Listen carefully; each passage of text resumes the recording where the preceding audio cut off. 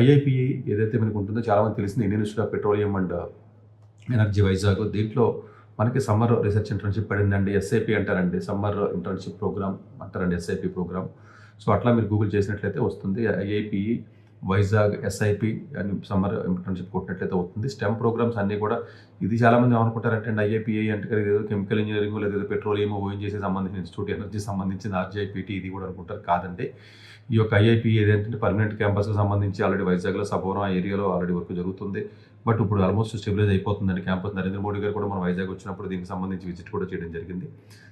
So ఇది డెఫినెట్గా స్టెమ్కి సంబంధించిన కోర్సెస్ అన్నీ ఉంటాయండి. ఇందులో ఏదో ఒక కోర్సు అన్నది అట్లా ఏమి ఉండదండి. బీటెక్ చదివిన స్టూడెంట్స్ అయినా లేదా బీఈ కానీ, ఎంఎస్ కానీ, ఎంఎస్సీ కానీ, ఈవెన్ ఎంటెక్ డ్యూయల్ డిగ్రీ కానీ, ఎంఎస్సీ డ్యూయల్ డిగ్రీ కానీ, స్టెమ్ సైన్స్, టెక్నాలజీ, ఇంజనీరింగ్, ఇలాంటి మ్యాథమెటిక్స్ ఇలాంటి అందరూ కూడా దీనికి అప్లై చేసే అవకాశం ఉంటుంది. 30th మార్చి ఇది 8 weeks ప్రోగ్రామ్ అండి. ఇది 11th May 2026 మనకి ప్రోగ్రామ్ స్టార్ట్ అవుతుంది. మీరు అనొచ్చు సార్ 11th May నాకు ఎగ్జామ్స్ అవ్వలేదు, మరి నేను ఎలాగా వెళ్ళి చదవాలనుకుంటే 11th May నుంచి అంటే సెకండ్ వీక్ ఆఫ్ అదే ఆల్మోస్ట్ ఫస్ట్ మండే అండి. యాక్చువల్గా 11th అనేది మండే ఉంటుంది. అట్లా కాకుండా ఈవెన్ 4th week ఆఫ్ మేలో ఫస్ట్ మండే ఏదైతే ఉంటుందో ఆ మండే కూడా మీరు రిపోర్ట్ చేయొచ్చు. బేసిక్గా మండే రిపోర్ట్ చేయాలి, ఎందుకంటే 8 weeks కాన్సెప్ట్ కాబట్టి. ఒకవేళ 11th మీరు వెళ్ళకపోయినట్లయితే next Monday even 4th week of May, అర్థమవుతుందా మీకు? మే నెలలో 4వ వారం ఉంటుంది కదా, 4వ వారంలో ఉన్న మండే రిపోర్ట్ చేసినా పర్వాలే, 2వ వారంలో ఉన్న మండే రిపోర్ట్ చేసినా పర్లే, మే నెలలో 3వ వారంలో ఉన్న మండే రిపోర్ట్ చేసినా పర్లేదు. అక్కడి నుంచి 8 వారాల పాటు మీరు కంటిన్యూ చేసే అవకాశం ఉంటుంది. ఇది 8 వారాలు కంపల్సరీగా చేయాలి. అప్లికేషన్ ఫీజు 500 రూపాయలు ఉంటుంది. ఎస్బీఐ కలెక్టర్ ఉంటుందండి. ఎస్బీఐ కలెక్టర్లోకి వెళ్ళి మీరు అప్లై చేయాలి, డైరెక్ట్గా ఆన్లైన్ అది కాకుండా.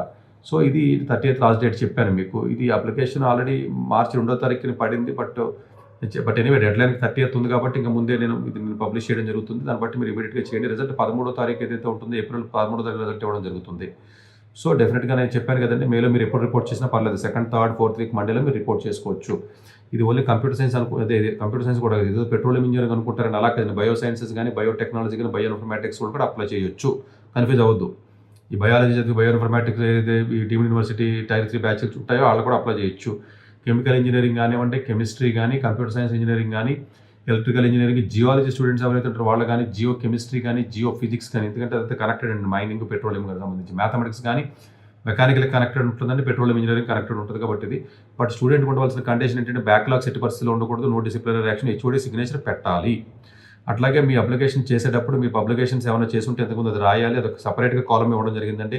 అట్లాగే కాన్ఫరెన్స్ వర్క్షాప్లు ఏమి అటెండ్ అయ్యారన్నది క్లియర్గా ఇవ్వడం జరిగింది. అట్లాగే అవార్డ్స్, ప్రైజెస్ ఏమన్నాయన్నది క్లియర్గా ఇవ్వడం జరిగింది. 3 కూడా సపరేట్గా స్పేస్ ఇవ్వడం జరిగింది. ఆ స్పేస్లో మీరు మెన్షన్ చేయాలి. మీ ప్రపోజల్ ఏదైతే ప్రాజెక్ట్ చేద్దాం అనుకుంటారో ఆ ప్రపోజల్ 200 to 250 wordsలో మీరు మెన్షన్ చేయాలి కంపల్సరీగా.